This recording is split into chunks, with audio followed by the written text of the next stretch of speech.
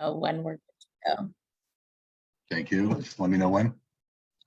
Will do. It should just take a few seconds to load up, but then we should be good to go.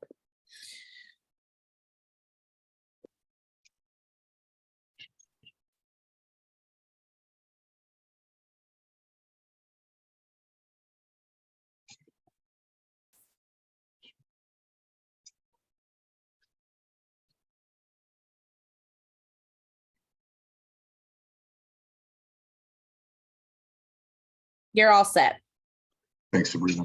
Good evening, everyone, and welcome to the Economic and Community Development Committee of the Common Council. It's a regular meeting on June 1st, 2023. Call this meeting to order at 7:02 p.m.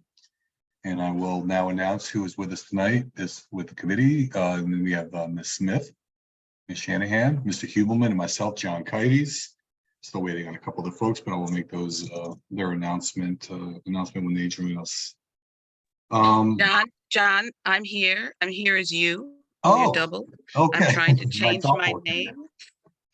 Yes, Darlene, I can change it for you. Thank you. That makes sense. Thank you, Darlene. Let the record show Darlene Young is with us as well. And we have a quorum. First item up is a public hearing on the 2023 Neighborhood Assistance Act program. Would someone like staff like to give us a brief update on just kind of overview of this before we go into the public hearing? Anyone with us? Jess, not with us yet? No one's with us, John, but I used to do this at the redevelopment agency if you'd like me to just give a quick update on what it is. Yeah, please. Sure. So the state has a program, which is the Neighborhood Assistance Act tax credit program, where the redevelopment agency, as the conduit for the city, approves nonprofits the use of these tax credits. So essentially what happens is they submit, the redevelopment agency on behalf of the city submits an application package for all the nonprofit projects that wish to utilize these tax credits. And then the package then gets sent to the state. The state either approves them or denies them. In my experience, they usually approve most of them. And then once they get that approval, the nonprofits can then solicit donations where the donors would then be eligible to receive the tax credit as they are donating specifically to the project for that nonprofit. So the city's role is just ratifying that that package can be sent to the state level for its approval. Thanks, Sabrina, for that overview. Okay, now I will open up the public hearing on the 2023 Neighborhood Assistance Act program. Sabrina, do we have anyone signed up to speak? We have 3 people in the room, but they might be here for other things. So if you wish to speak about the public hearing, please raise your hand. If not, then just stay as you are. I think we're all good, John. Thank you. Now we'll close the public hearing and move on to public participation. If you're here to speak on any item on the agenda, please keep your comments to 3 minutes or less and announce your name to the group. Sabrina, do we want to open it up, please? Yes, so we have Rich Bonifant. Rich, I'll allow you to talk and you should be able to unmute yourself and then speak. Thank you. Good evening. Hi, Mr. Chairman. Good evening. Okay, Rich Bonifant, Park Hill Avenue. Look, the pandemic is over. It's time to get back to real meetings. All right, but I'd like to speak on item 3 and 4 under the planning and zoning part of your discussion. On item 3, yeah, don't go out of your way to chase boatyards out of the Water Street area. Recreational boating is a long time valued tradition here in Norwalk, and I'm sure the Sharks are waiting for a green light to build apartments on Water Street, okay? But my main focus is on item 4. And I'm not, I've said it before for the record, I am not in favor of changing single family zones into 2-family zones, okay? But my issue is with the process. This is not an individual application where you can't talk to the zoning commissioner. This is a general citywide review of zoning things, and the zoning commissioners should be allowed to have dialogue with the community and at the last meeting, Mr. Kleppen was kind enough to tell me that he had a discussion with the Corporation Council, and the Corporation Council is telling you guys and telling all of us that, well, he's telling the zoning commissioners they should not have any dialogue with the public, and that Mr. Kleppen is the only person they're allowed to talk to. And I don't agree with that. First off, you should be allowed to advocate for your districts and the city if you're at large. And, you know, then I'm hearing rumors that the public hearings that they're gonna have is gonna be virtual only. So that there's like no interaction. This is not an individual application where you can't try to influence a zoning commissioner. This is a citywide thing, and you should be allowed to talk to anybody. They should be allowed to talk to anybody, and you should be allowed to advocate for your city. Thank you. Thank you, Mr. Bonifant. Do we have anyone else signed up? I have no other hands raised in the attendee list. If there's anyone else in the attendee list that would like to speak, please raise your hand and I could promote you.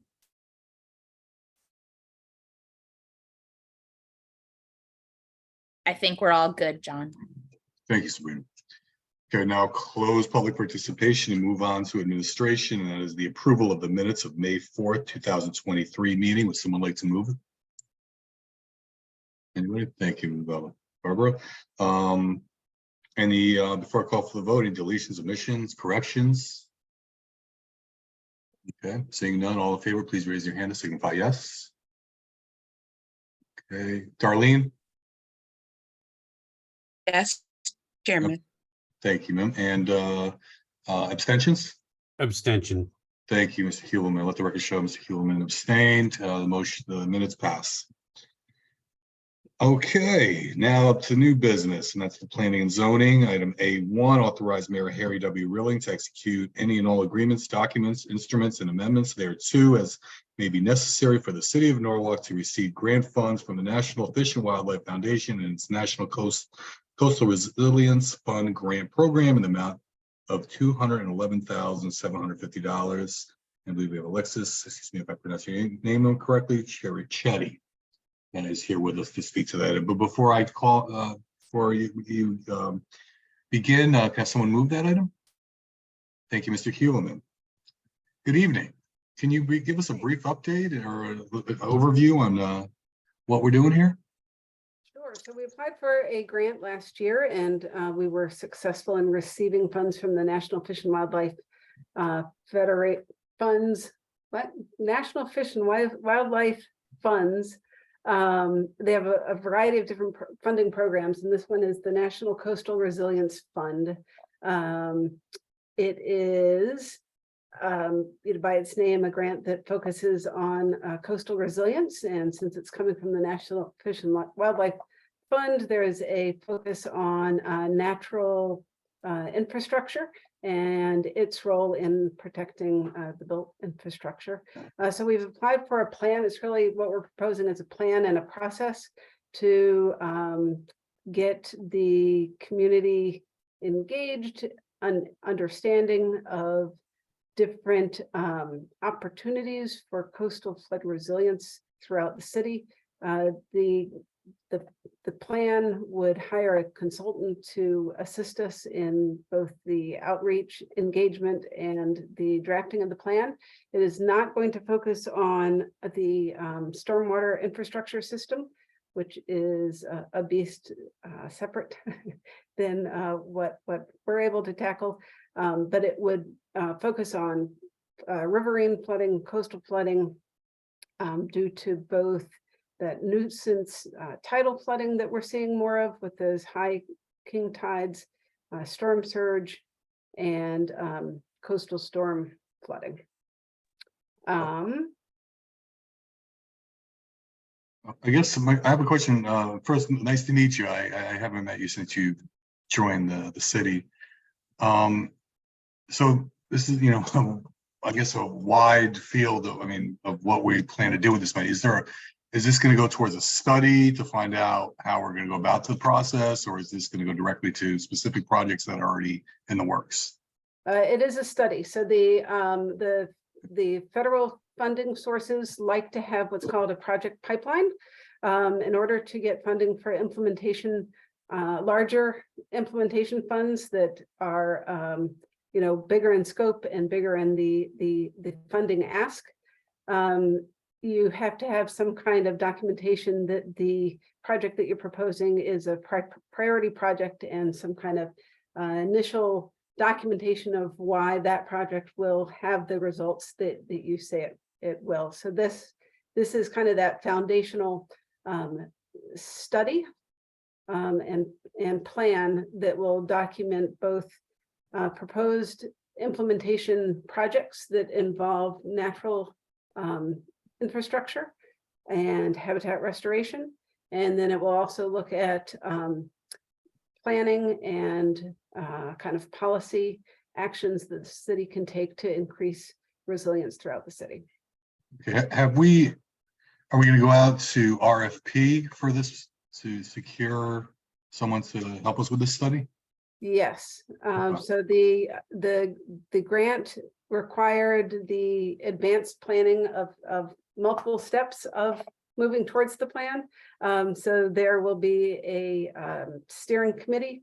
The steering committee which needs to be formed soon, will be helping with the purchasing department to come up with a RFP for a consultant that would have expertise in coastal flooding and natural infrastructure. Yeah, such a specific number. Do we think this number will be able to achieve our goals with the amount that's been allocated? I believe so, yes. That's great. Okay. Any other questions? No? All right, good stuff. All right. All in favor, please raise your hand and signify yes. Yes. Thank you, Tony. Great. Motion approved. Pleasure to meet you. Thank you, Chairman Kites. Thank you. Okay, item A2, authorize Mayor Harry W. Rilling to execute any and all agreement documents, instruments, and amendments thereto as may be necessary for the city of Norwalk to receive grant funds from the state of Connecticut, acting by the Connecticut Port Authority through the Small Harbor Improvement Projects Program in the amount of $44,000. Oh, I believe you'll be speaking to this item, Mr. Kleppen. Yes, good evening. The Harbor Management Commission has been talking to our staff for a long time, and we've done some research on this. There are several areas within the city that have street ends that are either inaccessible to the public or have possibly been sort of semi-taken over by a neighboring property owner as an extension of their own property.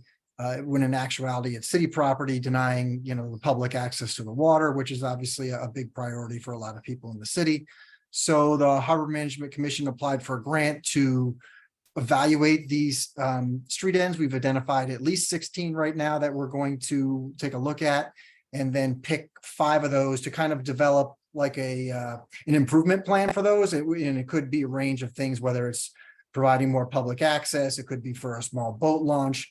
But the idea would be wherever the final locations are chosen, that they would be kind of consistent with what the neighborhood is, because some of these neighborhood areas are, in strictly residential areas. So trying to turn it into something that draws too many people might overload a dead end street in terms of the parking or what the capacity of that piece of property can handle. So we want to be cognizant of that.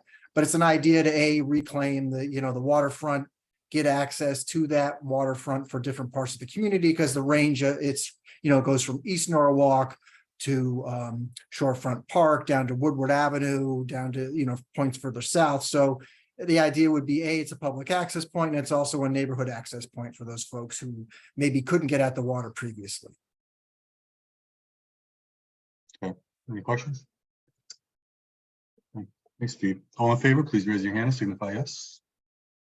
Yeah. I'll move that for you too. Thank I'll you. move it too. Oh, thank you. Yes, I had a big question mark to move it. Thank you, Barbara, and we all voted, and it passed unanimously. Great.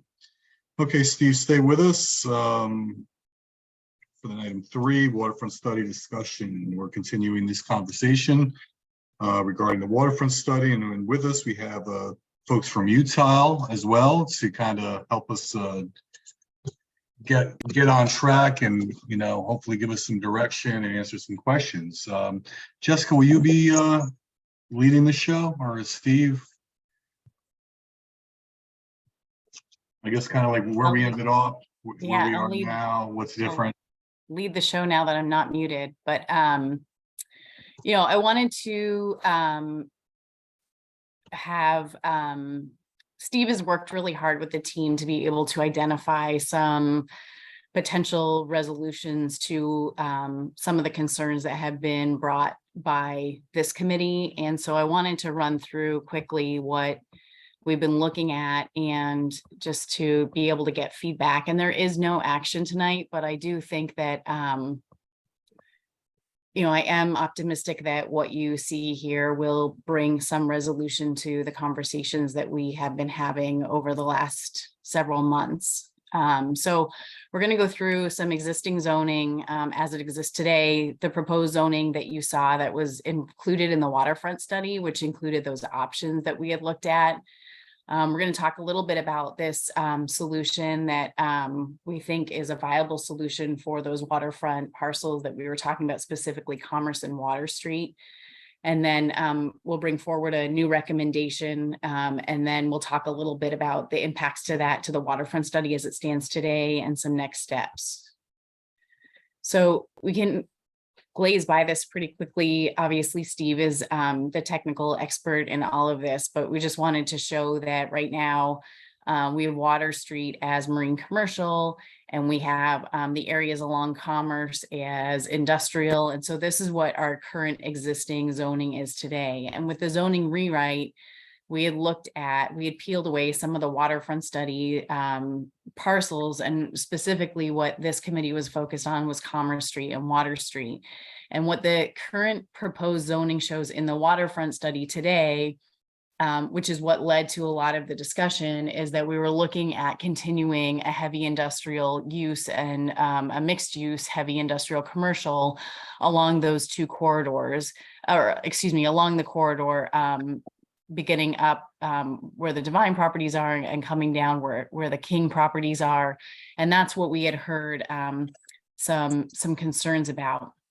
In addition to that, we had also heard some concerns about what the proposed zoning waterfront study included for the marine commercial piece of it, and thinking about how to transition from more of a retail pedestrian type use closer to Washington, and thinking about how to really balance the marine commercial. And so, you know, heard the public comment about Norwalk being water-based and it being very important to continue the water-based activities that we do here in the city, and thinking about some of the industry there as well, and where the job base is going to come from.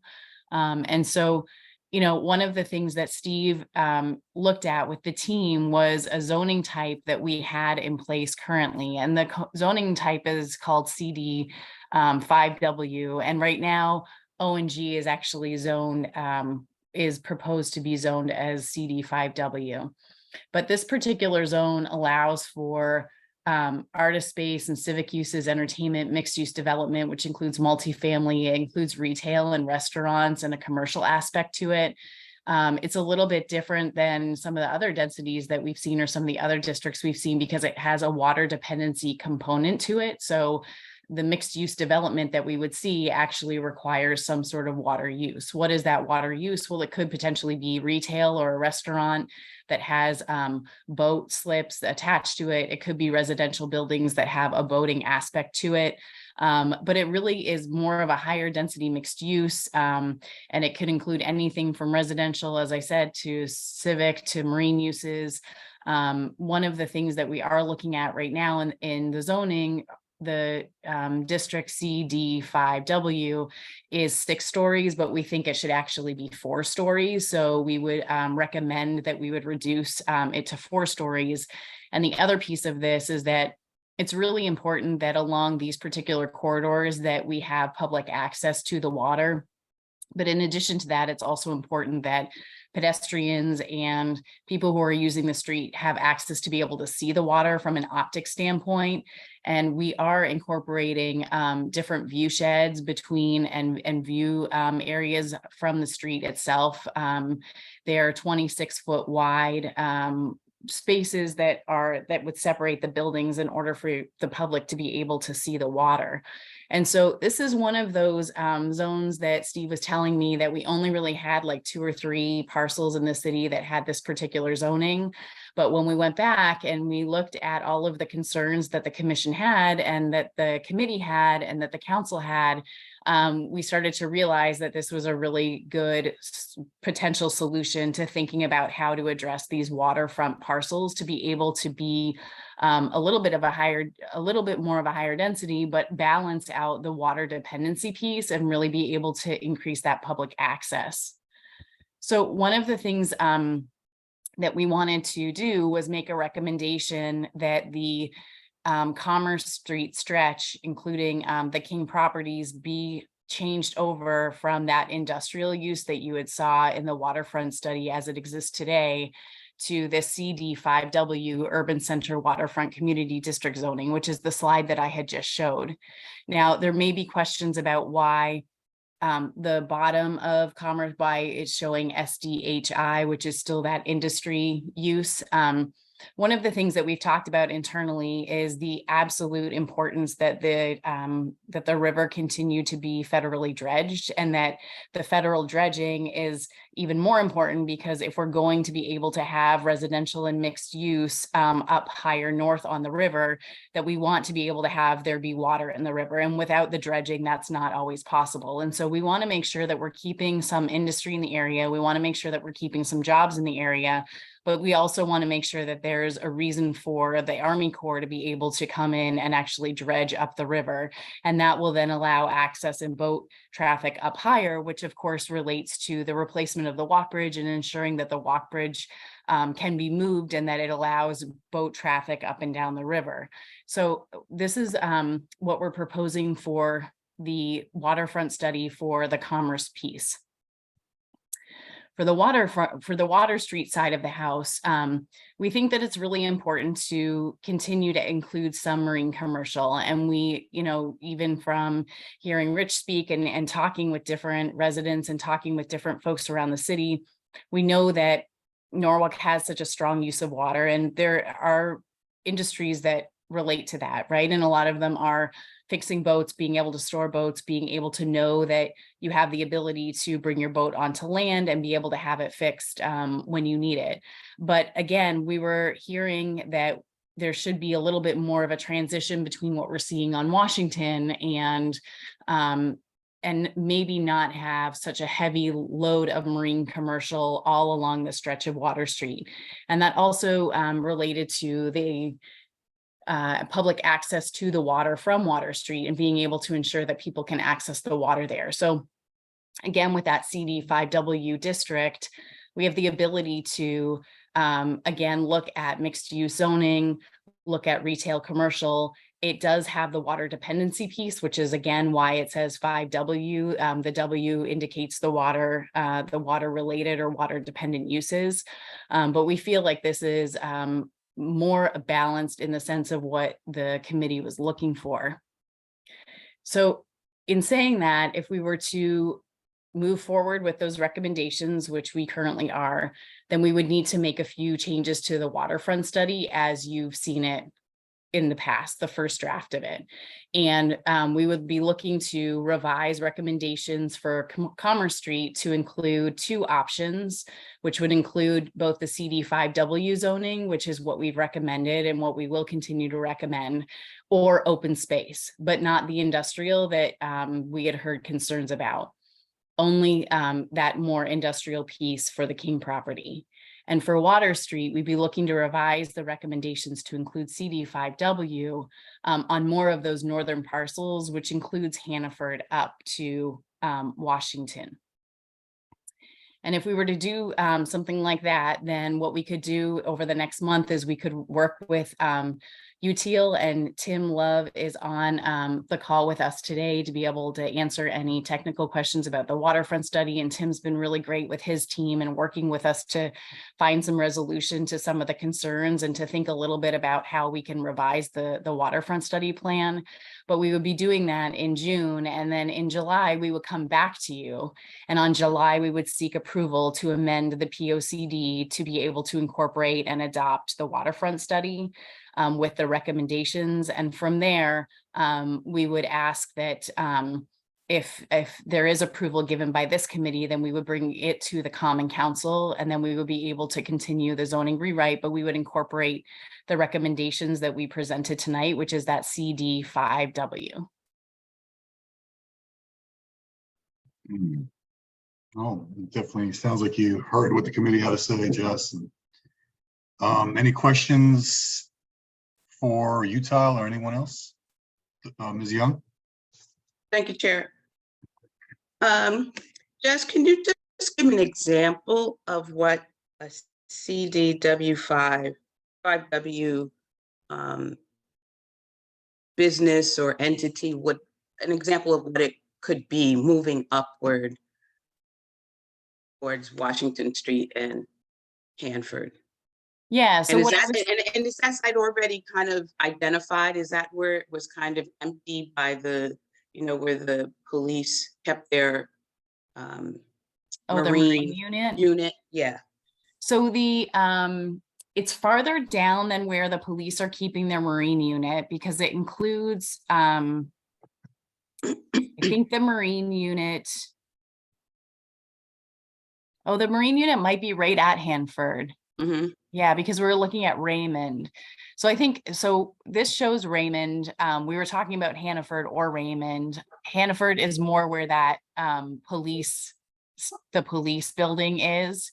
Mm-hmm. And we can't forget that one of the things that was discussed was potentially if the walk bridge was to take those parcels, would it be, we weren't sure if the property owner would retain ownership there and be looking to do something sort of development, or if the city may potentially have those parcels through the right of first refusal. And that's still to be determined. It's not exactly, we're not exactly certain of what that will look like.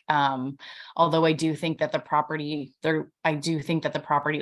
owner has interest in retaining that particular property. But I feel like what we're thinking of, Darlene, is more of a residential mixed use building where the main floor is activated, and then the main floor has the ability to support public access to the water on the water side, and that there would potentially be some sort of dock system or slip system where boaters could potentially come up to the shore, use the slip or use the docking system and be able to get off there and then access our downtown or access the actual restaurants themselves. The other thing that we were thinking was that if there were mixed use residential units in the 5W, that either here or farther up on Commerce, that potentially the homeowners could the developers could potentially build a dock system or a slip system for the residents, and the residents would be able to house their boats there in some way. But I think what we're thinking of is, how do you activate that space with really great restaurants and really great markets and really great pedestrian walkways, so that people that are accessing downtown and people that are, in walking around and living down here actually can walk down a pedestrian laneway to the water and sit on a bench and hang out for the afternoon or drink coffee or whatever it happens to be. And so trying to really facilitate that access piece. And we're trying to balance that with, we're trying to balance the public access piece with the marine commercial piece, and trying to figure out how to do both of those things in some way that allows the public, more than anything, that allows the public access. And I think that that's the biggest piece that we're trying to achieve, and how to really draw people to the water. Right now on Water Street, you can hardly really even see the water, and people definitely don't have access to those really long skinny lots where the water is. So how do you draw people back there? And I think that'll be that's part of what we're trying to look for. Thank you. And just this is Tim Love, from UTIL. The waterfront It's here. plan has some diagrams that demonstrate some examples of the kinds of mix of uses that Jess is talking about. So we spent a lot of time thinking about how to do that, even in the waterfront plan as it exists. Is this a zoning designation that's popular or used, widely used, or is this something we kind of just combined this and that and came up with this? So this designation is part of the overall zoning, getting into a little bit of the weeds, but the zoning transect, because it's a form-based code. So this is one of the transects, which is kind of like an urban waterfront transect. So it's common, but not common in every community because if they don't have waterfront, but Well, it's obviously, in right. the spectrum. Yeah, and we did the waterfront study before it was turned into zoning code. But this is part of the transect that the zoning consultant is using to do the full zoning. This is one of the choices. Good. Any other questions? Please speak up. I can't see you all. If you have a Sorry, question. Chairman David Huvelman. Yes, Mr. Boone. So going back up on the Commerce Street area up there, with this CD5W, if we wanted to change it into green space, how difficult does that? Is that a simple marriage, or is that a difficult process? Well, you would need to go through, so through the zoning rewrite, we would recommend this zoning type.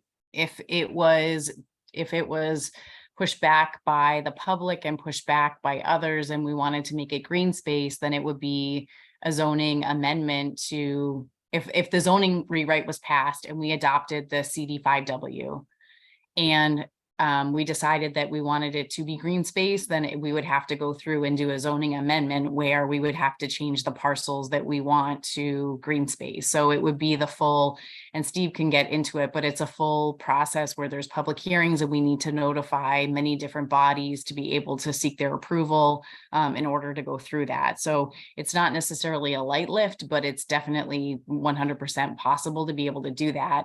I think where Steve was headed and what his team was thinking about with UTIL and also the zoning rewrite was that if the waterfront study that Tim and his team is working on has options in it like CD5W and open space, then as different property owners today start to decide and make decisions with their property moving forward, then we have both options available to us, that we could go with more of this more urban center style of zoning, but also we could potentially adopt certain parcels as open space and have them be, complementary to one another moving forward. So that's the idea with the waterfront study, is to peel off that industrial use, but to have both of those be a recommendation so that moving forward, they're both a possibility.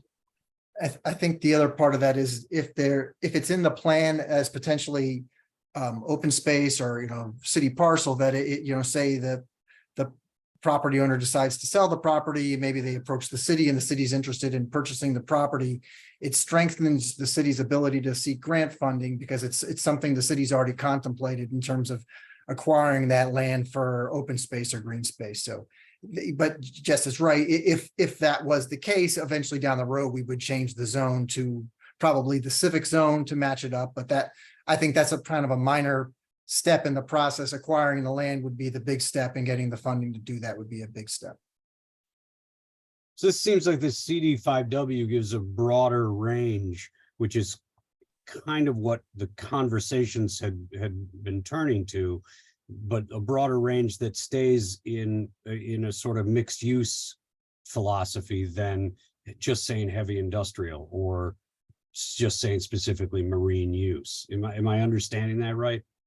You are. So we're basically stripping the industrial piece out of it, right? So there's Okay. still retail allowed, there's still commercial allowed, there's still mixed use allowed, there's still office is allowed, residential is allowed, artist space is allowed, but there's not the heavy industrial use that we had heard this body, have concern with. So there's that we've stripped out of the more northern piece. And then again, we've left the higher industry use at the bottom on the more southern part. But again, that's a very specific strategic reason why we're thinking of it as that.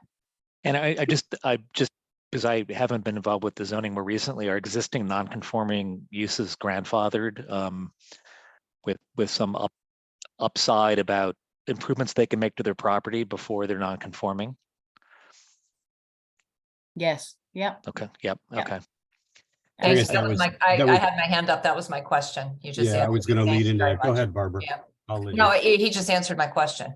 We're talking, we're setting ourselves up for the future. Setting- which is We're not looking to throw anybody out. Right. So Right.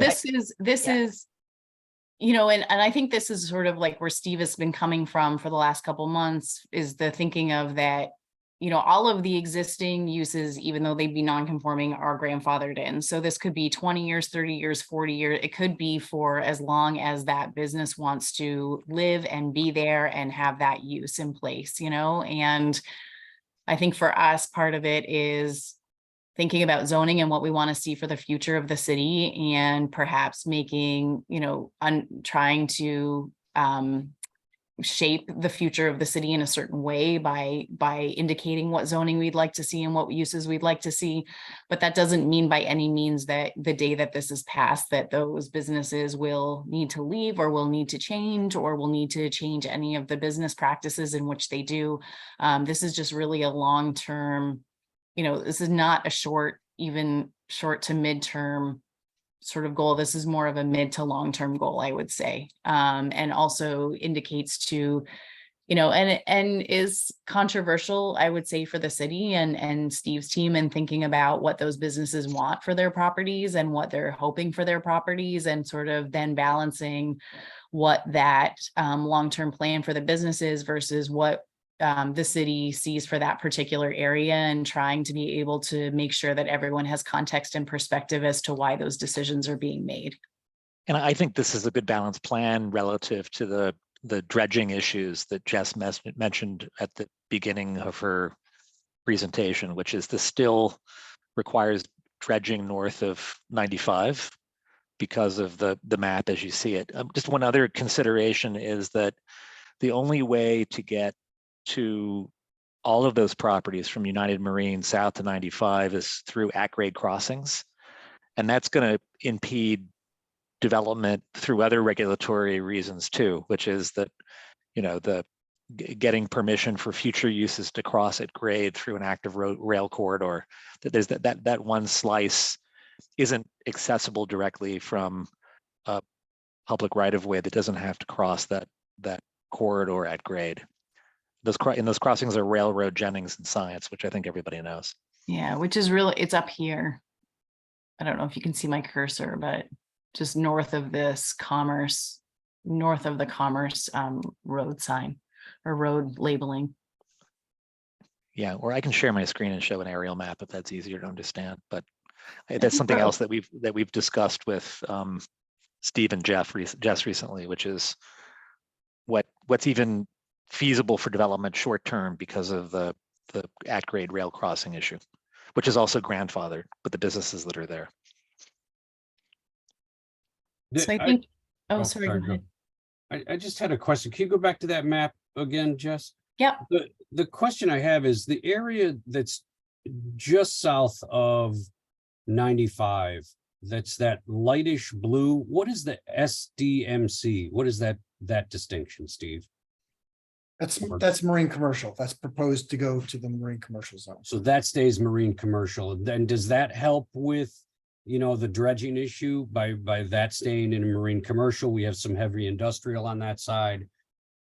I'm looking, 40, 50 years. This stuff's not going to change overnight. So Potential, I think it depends on what actually is occurring on the property, not so much the zoning designation. okay, thank you.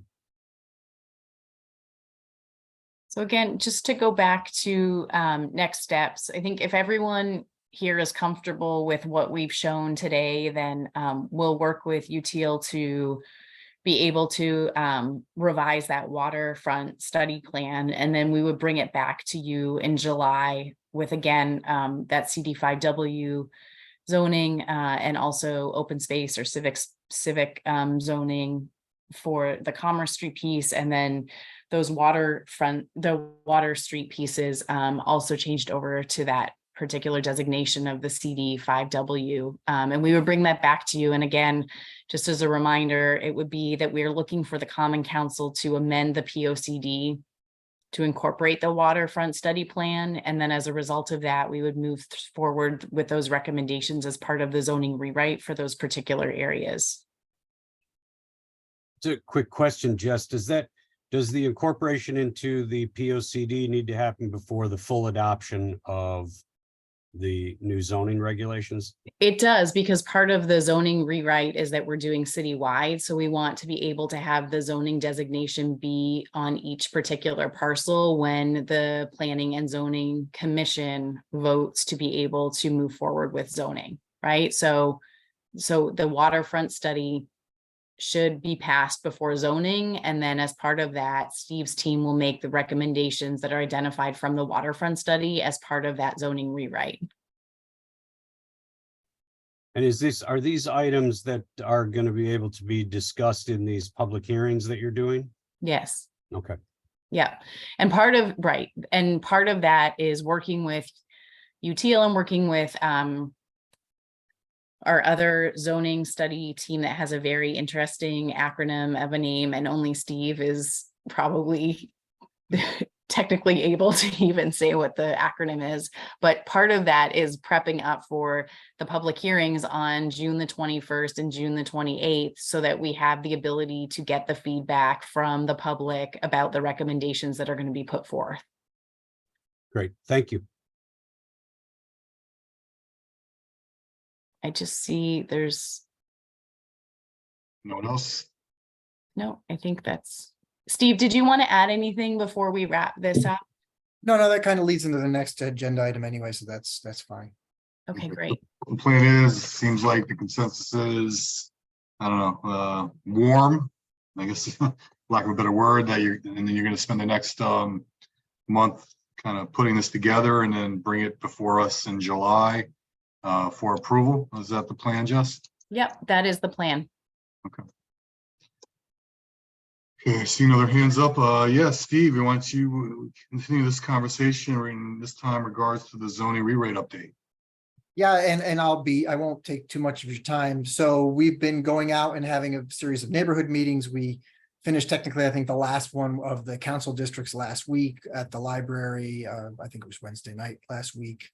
We're still doing different meetings, meeting with city boards and city agencies such as Zoning Board of Appeals I did last week. We have one coming up, I think, with Harbor Management Commission and some smaller neighborhood groups. So we'll do that. And I think a realtor group has suggested that they'd like to chat, and we're working with the Chamber of Commerce on setting up another meeting with different, like any business owners, or, really kind of looking at also like architects, engineers, attorneys that deal with land use, because they're going to have very specific questions about, how are we implementing this particular provision in the regulations? What does it mean? How is it adopted? So we're kind of working on that. Jess had mentioned the two hearings are scheduled June 21st and June 28th.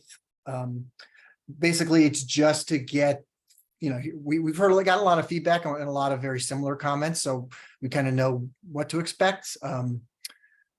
And what we're kind of going through now, and you probably saw the mayor's discussion a week or two ago about some of the upzoning concerns. We've gone back and kind of cut back on some of the areas proposed for upzoning, and we'll have the Planning and Zoning Commission next Wednesday, the 7th. We're going to talk to them about the changes that we've proposed, get their feedback on those changes, and then we'll post that map up there for public comment, public distribution. And, I think that will diffuse a lot of the comments. There's going to be certain areas that probably are still not going to be thrilled.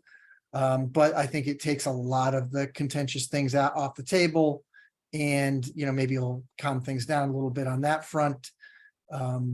And we've also, the next thing we're going to do, which I hope to wrap up by next Friday, is getting the public comments that we've gotten so far, whether they've come in electronic or email or come in with a letter, and we're going to address each one of those in a kind of a spreadsheet format, post all that on our page, let the public see it, let the commission see it, and which kind of gives the commission a sense of what the public is saying prior to the 21st and the 28th. And the last thing I'll mention is we're working on a kind of a sustainability roundtable discussion, which we might do on the 28th, or we might have to do at a separate meeting. You know, I know this body, as well as the Planning and Zoning Commission, has been pushing us to do, you know, get as much sustainability into the regulations as possible.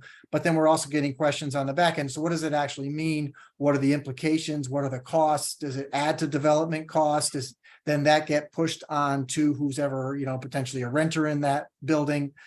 So we're trying to pull together a different kind of stakeholder group with experience in this area beyond what our team has knowledge of, and then kind of pose a bunch of questions to them, let the commission ask them questions to give us a better handle on the direction we proposed and whether we should go further, we've gone too far, and what the actual impacts are. Steve, you mentioned taking out some of the controversial things out of the plan. And I mean, for the most part, the most controversial thing being going from one family to two family. Are you referring to that being taken out of the plan? Yeah, and we're not proposing it entirely. So I'm happy to come back next month and show you, go through the map changes again. You know, we've scaled back in some areas. We kind of followed some guidelines, which I think I talked about last time. You know, we focused our areas in and around mass transit, around infrastructure, around major employment centers, and applied some buffers to those areas, and then tried to fill in some of the gaps where it just didn't make sense to leave pockets of one zone versus another. But we have scaled that back and brought it, I think, to where it makes a little more sense and hopefully is more palatable for everybody. Oh, John, you're muted, sorry. No, sorry, my bad. I'm gonna call you back. Okay, all right, that's good news. I mean, obviously, you know, there's been a lot of talk, so and I was no big fan of that change myself. Okay, any other questions? Oh, Ms. Shanahan? Yeah, so I'm sort of following up too, because I mean, as you know, Steve, definitely in my district, the zoning to two family was causing a lot of issues. But also in West Norwalk, the idea of leaving 1 acre zoning has been something I've been getting a lot of feedback. I don't know, are you getting that feedback, or do you need me to say I've gotten, you know, 20 emails or 20 phone calls and people stop me in the street about that? Or is that on your radar? Yes, yeah, it is. And Brian in my office has been going and doing a very laborious and tedious exercise of looking at basically on a parcel by parcel basis in the 1 acre zone, with the idea of concern of if you remove the minimum lot area standard, is that going to end up with a rash of new development sites? We didn't think so from the beginning, and it turns out percentage wise we think it's really small, but he's still running some of the numbers. He should have that done any day now, I would think. But I'm happy to report back on that. Yeah, it'd be great to get back to my district, because they still don't like it, and they still think that, you know, that could actually cause a lot more density. And then there's also concerns about the watershed, because it's a really important watershed area. So loss of ground to soak up in an area that floods already. So there is a lot of concerns around that. Yeah. Not just the density, but also the flooding. Thanks. Okay, any other questions for Steve? Okay, thanks, Steve. Oh, I'm sorry. It's okay. Yeah, I attended 3 of the meetings, 2 in person and 1 via Zoom. And it was really helpful for me to hear the comments from the residents. And so, you know, Steve, I think you've really done a good job of listening and pulling back, it sounds like to me, particularly in the, you know, the 1 to 2 family, where, you know, I heard a lot of concerns in 2 districts. One thing that I've been hearing also from some constituents is around multifamily in some of the more historic areas, particularly around Golden Hill. So, you know, I just want to put that out there, that's something that's I'm just starting to hear a lot of, and I was not able to attend that particular meeting, so I'll look it up online and see what was said there. Yeah, I'm actually meeting with Golden Hill next week. Great. Great. And I mean, that's one area that we're still kind of tinkering with because we get, Mm-hmm. you know, the concerns. And so, yeah, we're still looking at that. Yeah, okay, good. Thank you. I did want to share that Steve's team put out 19,000 flyers directly to addresses in both English and Spanish to be able to encourage folks to come to the June 21st and June 28th hearing. So hopefully you'll see those hit your mailboxes. And if any of your constituents want to have more information or want to get those links, they can connect with us and we can provide more info for them. But I think a really good effort on outreach from the P&Z standpoint on making sure that people know this is going on, both through the social media outlets, but also the mailers that we've been doing, which I think is great. Yeah, they're supposed to arrive technically starting tomorrow. I wasn't going to say anything just in case there was some kind of error with the mailing. I didn't want to bill myself too high, but they're supposed to arrive Friday and Saturday, I'm told. So That's ARPA funding. Yeah. Yeah. Any other questions? Yeah, just not really a question. I just wanted to make a comment. I wanted to say thank you to Steve, your team, to the waterfront team, the consultants. You guys have done a huge lift with this, and it's appreciated. But also, what I'm finding is you guys are listening to what the community is saying, and you're adjusting. You're listening to what is being said in committee here, what the commission is saying, and you guys are making adjustments on the move. And we know that, you know, it's hard to find the utopian where everyone is happy with everything that's there, but you're working to try to figure out what that balance is. And I wanted to say thank you for doing that. I appreciate that you guys are working in that direction. thank you. Yeah, definitely good job to Steve and the team.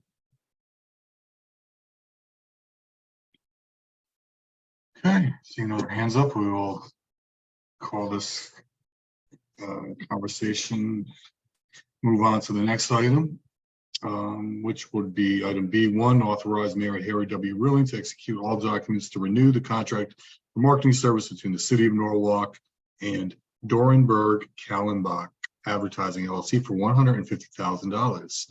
Account number noted. Would someone like to move this item? Thank you, Ms. Shanahan. I believe Sabrina, you'll be speaking to this item.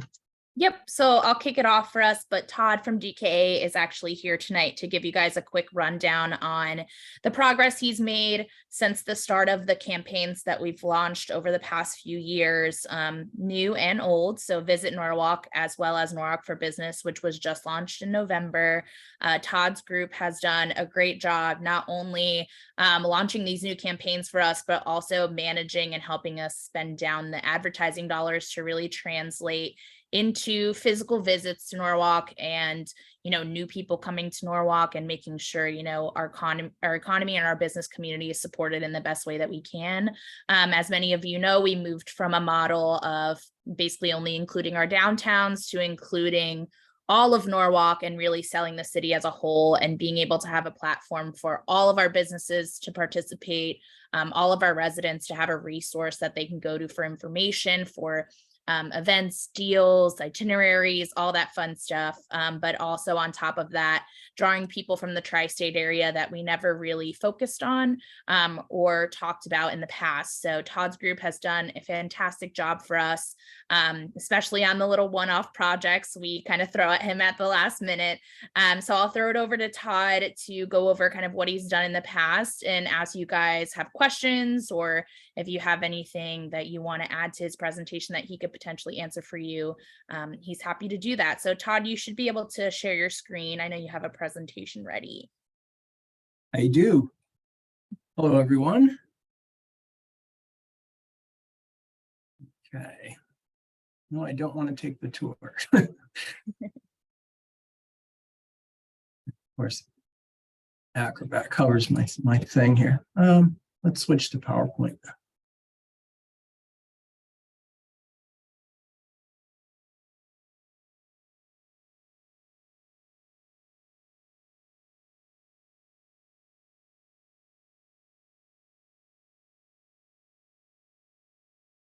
think that's better.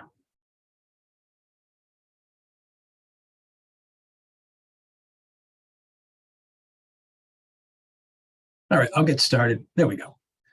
So I'm going to give you a summary of the marketing efforts that we're involved with that support economic and community development in the city. And our contract started in November of 2020 initially with business marketing support and parking promotion, a contract shared, if you will, between the city and the Norwalk Parking Authority, now known as Park Norwalk. And then 2 months into that, the city issued another RFP specifically for tourism. So that was added to, we were selected and that was added to our responsibilities. And then in November of 2021, economic and community development piece was initiated. So now we kind of cover the waterfront, if you will, pardon the pun, with efforts to support consumer spending in the city, tourism, business development and retention and growth. These are the scope of services provided by my firm that help, facilitate those endeavors, everything from developing the two brands of Visit Norwalk and Norwalk for Business and the websites to ongoing social media management, e-newsletters, running promotions, doing ad campaigns, PR, providing design services and videography, et cetera. And then reporting the key performance indicators so we know what some of these efforts are delivering in terms of actual results.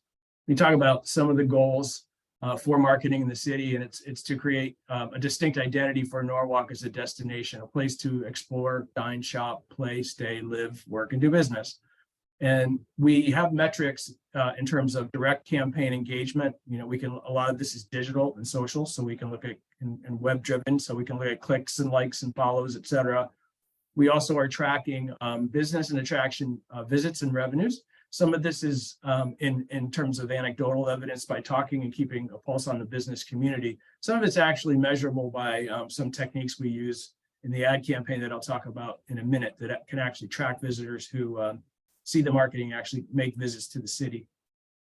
In terms of the business development side, again, we've been supporting the department in terms of marketing their services to help with business acquisition, development, and retention. We'll talk about that in a minute as well too. There are other measurement metrics that, again, in looking at year to year, I know the city has a pulse on, how are the revenues doing? I've listened to and attended some of the parking authorities meetings as well too, so they can track how revenues are coming in as well as the growth in the tax base. And of course, that's going to be driven by more workers and more people living in the city. So hopefully this is the funnel. We've got a lot of results coming in at the top, and hopefully that translates into some measures for the city on the whole at the bottom in terms of revenues and growth of the tax base. A lot of our work is digitally and socially driven.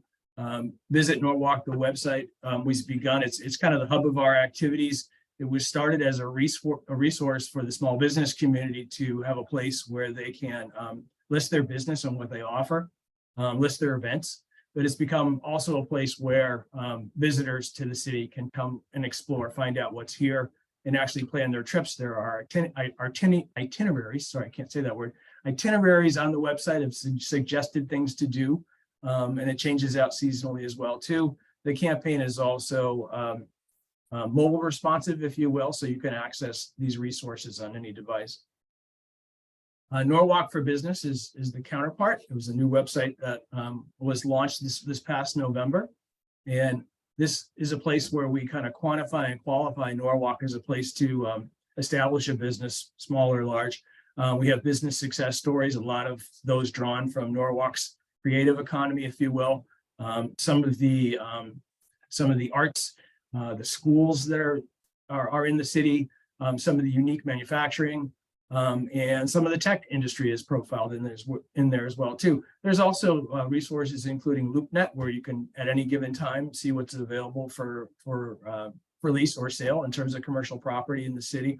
And there's also a detailed list of what businesses can expect in dealing with the Economic and Community Development Department, everything from financial incentives to grants, to, Sabrina and her team going out and doing walking tours of businesses and holding seminars on a regular basis.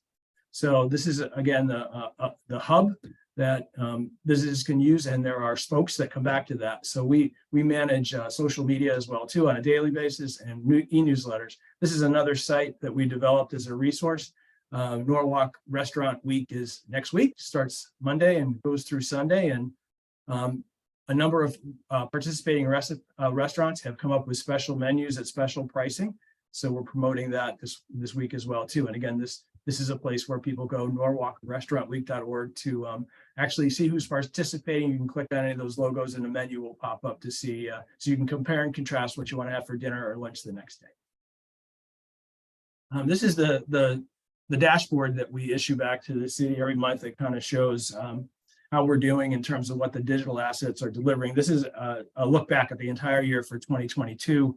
In terms of e-newsletters, I mentioned they go out every Monday. There's a version for consumers or visitors. There's another version for businesses that's just slightly different. But we have on a regular basis, we have 1,200 consumers subscribed.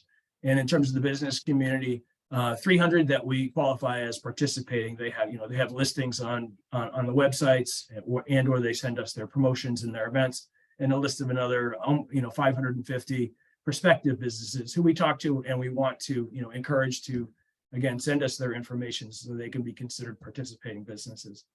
The website, since its launch, coming up on almost 2 years, it's had 43,000 unique visits.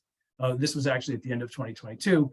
But the total for visits in 2022 alone was 35,000. On the right side of the graph here, you see some of the social media engagement. We primarily are using Facebook and Instagram.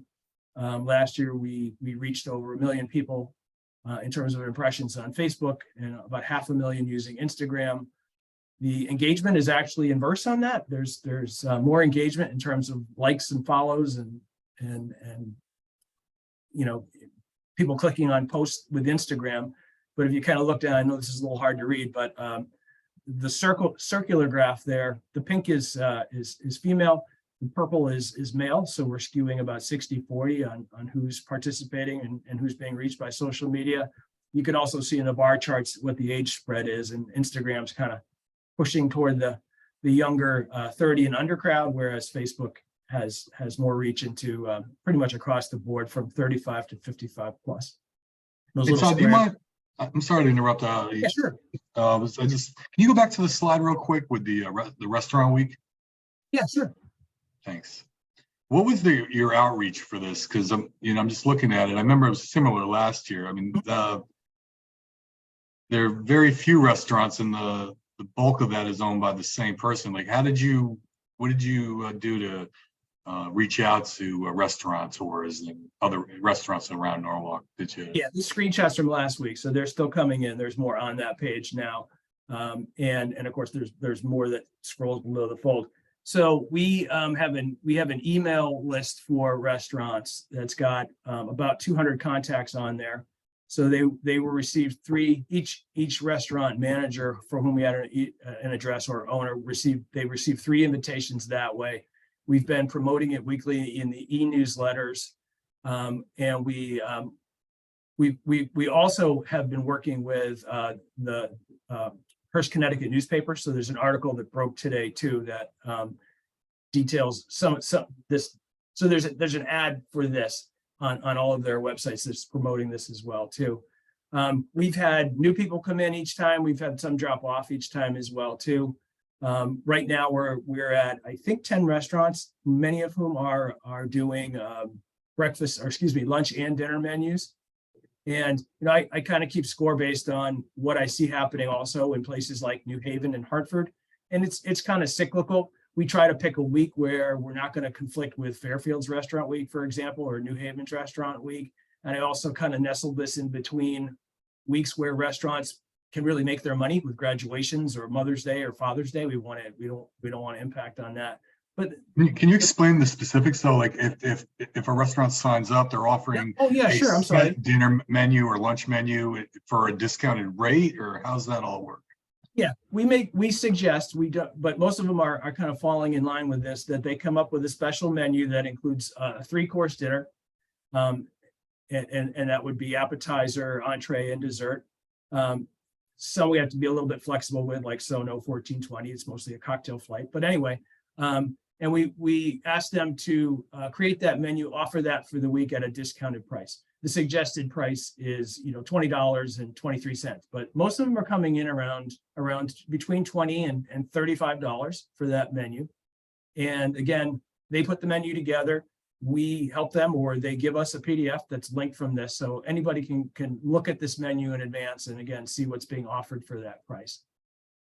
And in return, each restaurant gets a profile. They get a social media post, and they'll be featured in the newsletters as well too, in addition to this website. And then we're cross-pollinating this microsite with links back and forth to Visit Norwalk.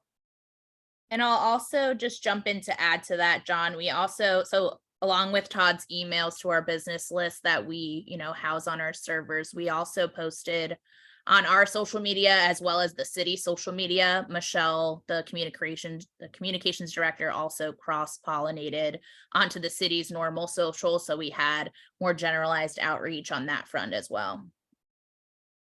Okay. I guess, yeah, I wasn't on that list. All right. Can you please move on, son? Proceed. Thank you. Did that answer your question, I hope? Yes, very clearly. Okay. I'll go through this pretty quickly because I know that you guys had this in your packet as well too, but I wanted to Yes, touch please. on the tourism ad campaign that was launched in October of 2021. As Sabrina mentioned, this is a way of reaching out beyond Norwalk and Fairfield County into the tri-state area. And you can see by this circular overlay on the map, it's got a pretty broad reach. It encompasses a 30 to 50 mile drive radius, which we felt was an appropriate 1 hour drive market or train trip market, if you will, for people to come for the day or to have a daycation or a weekend maybe in Norwalk at the most. They're not going to spend a week here, but realistically they can spend at least a good portion of a day or 2 days.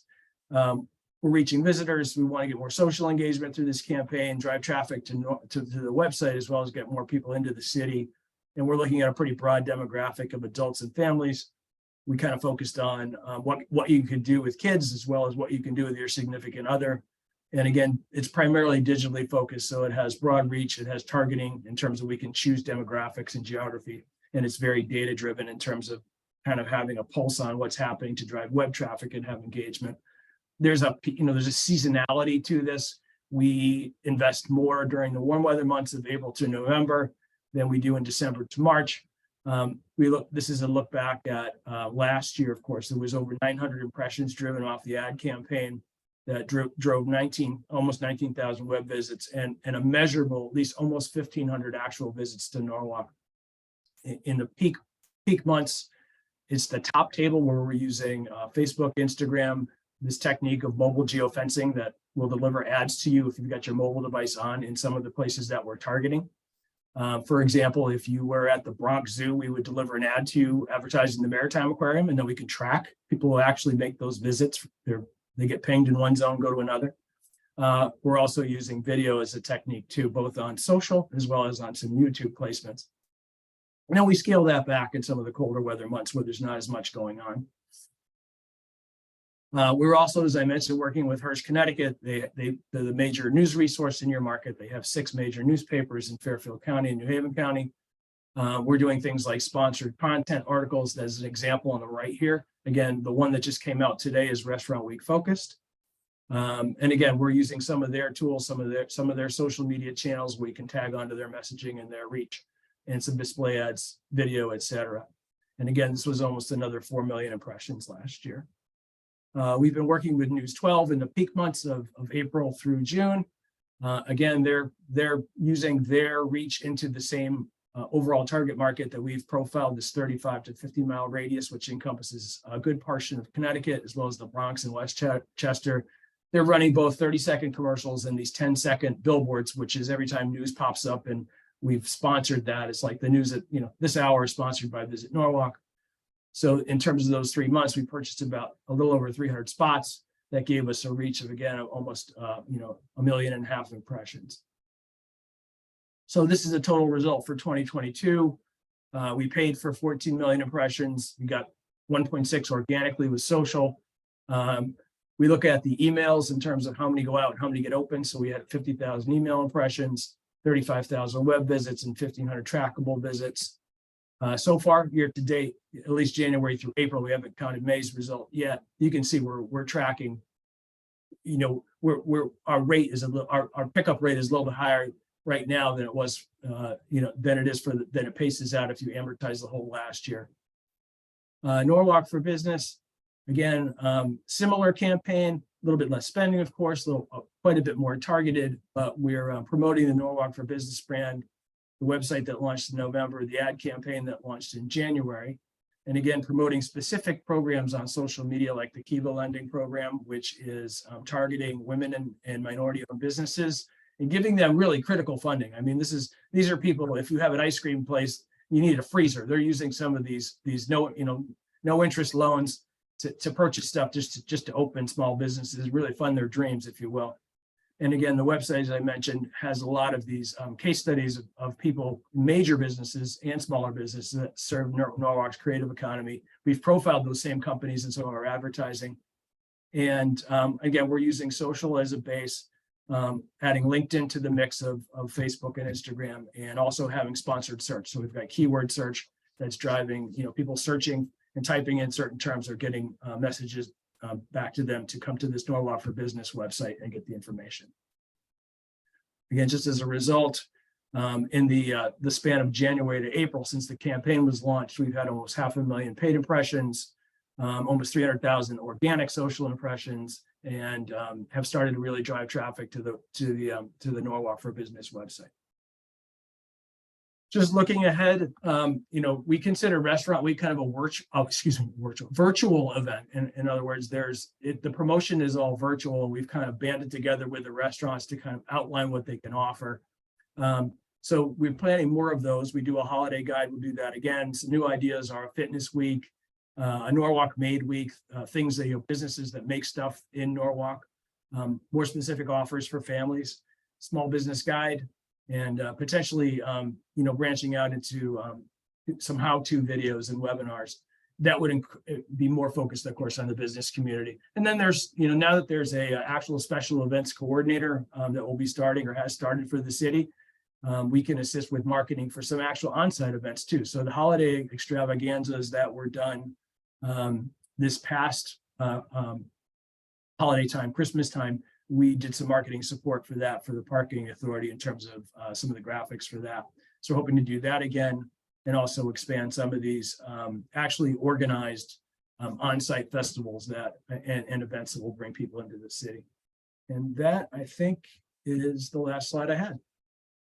So if anybody has any comments or questions, I'd be happy to take those. Thanks, Todd, for all of that. It's great to share this information to the committee, and thank you for all of your hard work. And I will caveat that last slide by saying today was the first day for our special events coordinator to come on board. So be prepared to see a lot of new city thrown events in the coming months and seasons. So we're really excited about that. Ms. Young? Thank you, Chair. So with all of that, thank you. That was really great. And to what you just kind of mentioned, Sabrina. So in Fairfield County, where we are, and between Stamford, Norwalk, and Bridgeport, Norwalk represents the sixth, I think, still largest city in Connecticut. So, and then when I think about all the things that we do to attract folks to the city, the Sono Arts, the Oyster Festival, the boat show, car show, and I know I'm missing a lot of other things that we do. And maybe this is more of a Sabrina question. So how are we faring with our partners, with our neighbor, with Stamford or Bridgeport, with drawing people? What are some of the things that we can do to maybe, I don't know if we want to boost or bring in some different sorts of attraction, because the city is growing. I mean, we are growing, and I'm just curious about that and what those numbers look like with all the things that we do. How many, what is that visitor? Yeah, so I can speak to that a little bit. So we're one of the sole municipalities that are actually funding marketing for ourselves, not just, you know, make a website and have a resource for people, but actually funding advertisement, which is physically translating to visitors coming here. I'm not sure of any other municipalities nearby that are actually tracking it as heavily as we are, because we have that advertising spend that we're able to do that with. Of course, you know, Stamford has their, you know, SSD, and they're able to fund large events where they sell tickets and they're able to track things that way. We don't have many events that do that at this point in time. But I can, you know, ask around and see what their counts are looking like compared to ours, but their campaigns are very organic compared to ours, which are a little bit of, you know, organic and also paid advertising that we do that's actually bringing people that aren't residents only to our events. And I think it'll be great to see what we're really focused on in economic community development is not only kind of these large events that are great and bring hordes of people to the city, but also these smaller, more Small ones. recurring events, whether they be farmers markets or cornhole tournaments or kind of the small scale stuff that really creates like a great environment and place to live for our residents specifically, not just for out of town folks. So we're excited to see that kind of get launched off the ground and get those numbers for you, and hopefully kind of make that connection a little bit better so that there's always something to do, whether it's city sponsored or otherwise. I'm sure all of you know, but all of the events that we've had besides the beach concerts that are thrown by Parks and Rec are all private individuals who raise their own funds, who throw their own events, have their own coordinators. So now we actually have number one, funding, but number two, we have staff on board, both on DKA side to do the advertising piece, but also we'll have the special events coordinator to actually have our own events where you're getting that, you know, every first Friday we do something, or, you know, every fall we're doing this. And the holiday extravaganza was kind of the kickoff to show kind of how many people can really come out to these types of things if we really put our minds to it and have these types of reoccurring events going on in the city. I have to say the holiday extravaganza was absolutely amazing and on all their locations. And so that was really, really great and long overdue for the city. So thank you for that. But I would actually be interested in just rough numbers on what the attendance is like at all of our events, because we've got a lot. Norwalk has a lot going on. We do a lot of unique things. And so even if that's a characteristic that we can, you know, promote, like we do, you know, we're not doing the run of the mill things. We've got very interesting things going on. I think that's something that we're focused on too, right? Because we want to see, you know, which events are drawing the most people to do more Right. of them. Like if they're Right. things that people really enjoy, let's do more of them. And actually, if you're interested, the state tourism board just actually did an economic impact analysis that took surveys from a lot of event goers that not only quantified them and had demographics about them, but it also kind of asked them what they were doing after. So it shows kind of the economic impact to the city as a whole, to our restaurants, to our retailers, not just for that specific event. So it's interesting to see, you know, you invest in one event, yes, you're spending the money, but the economic greater impact from those individuals being in the city and spending their money at our restaurants and our businesses is so much more than that singular spend that it makes it well worth it. Thank you, Sabrina. Of course. Anybody else? No? Great. Okay, moving on. Oh, did we vote on that? Not yet, right? It's been moved, I believe. Barbara, you moved that? Yep, thank you. All in favor, please raise your hand and signify yes. Great, unanimous. Okay, moving on to C1, advance the submitted applications. Oh, thanks, Todd. Did you have a question? Thanks for your vote. No, I want to thank you for your vote and your support. Oh, And thank you. I will You bid know you what, good night. you've been with us for a while, and that's for a reason, because you produce and you've right, you've earned the that's right. spot. Thank you. Have a good night. Okay, C1, advance the submitted application to the Common Council for their approval at the June 13th, 23 Common Council meeting for their inclusion to the 2023 Connecticut Neighborhood Assistance Act program. And we have a Ms. Katie O'Leary with us, correct? So Katie's not here, John, but I mentioned that if in the beginning, if you want kind of a quicker rundown, I'm happy to go through it, but it's just advancing the package to the council for its ratification from the state. Well, thank you, Sabrina, for the description of prior during the public hearing. Are there any questions before I call for a vote? All right, who would like to move this item? Thank you, Ms. Young. All in favor, please raise your hand and signify yes. And that is unanimous. Great. All right, item 2, authorize Harry W. Riley to execute all documents that to execute all documents to execute a contract with Carmita Inc. in the amount not to exceed $31,490 to complete a greenhouse gas inventory and modeling. Account number noted. Would someone like to move this item? Thank you, Mr. Hubelman. Jess, I believe you will be discussing this item this evening. Yes, yes. It's not a duplicated item, even though we duplicated the text in the actual resolution. So we will fix that moving forward. Sorry about that. Please.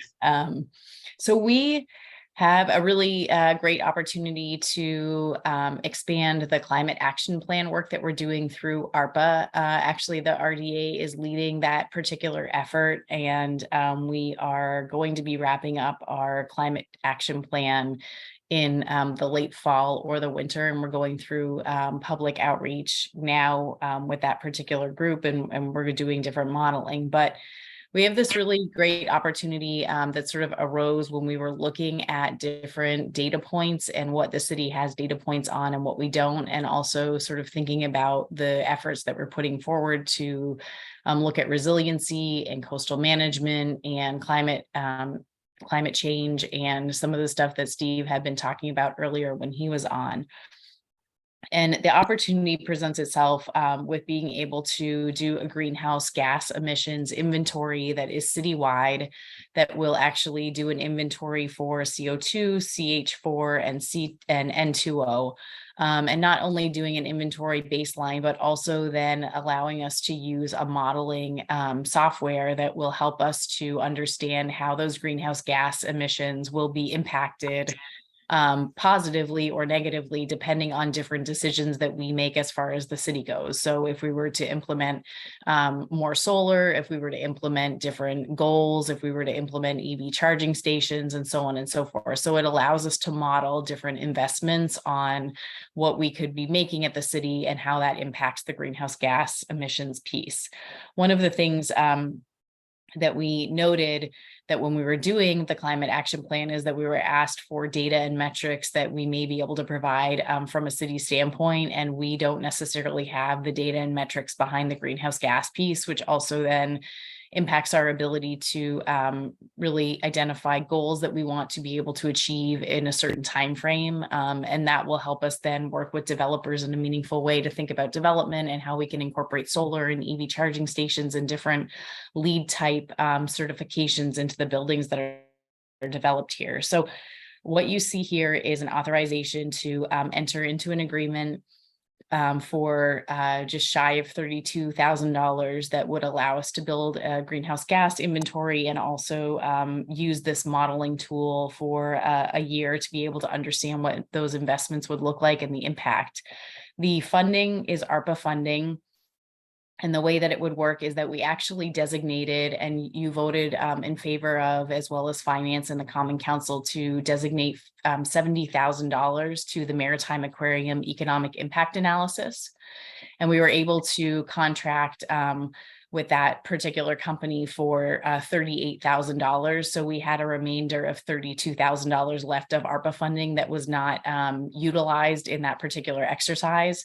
And so we're actually looking to use the $32,000 that was left over from the economic impact analysis from the Maritime Aquarium to be able to do this exercise. So we would transfer the $32,000 from the Maritime Aquarium impact analysis to the climate action plan work that we have already started, and sign this contract with the company that we're working with, and they'll be using their subconsultant to then do this work for us.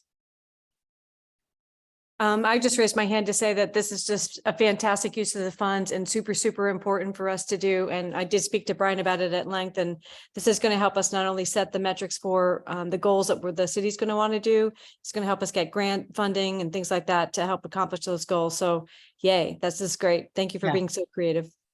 Yeah, thank you. Thanks to Brian being away so that I can present it to you. Yeah. Okay, seeing other questions, I will now call for the vote. All in favor, please raise your hand and signify yes. Great, unanimous. Okay, I think we've come to the end of our agenda. I want to thank everyone for spending this time with us. As Mr. Raji say, and if there's nothing else, I will now call for a motion to adjourn. Oh, did we vote on that item? Oh, we did, yes. No, yeah, we Yeah, did. now we're voting to motion to adjourn. All in favor? Great. All right, everyone, have a great night.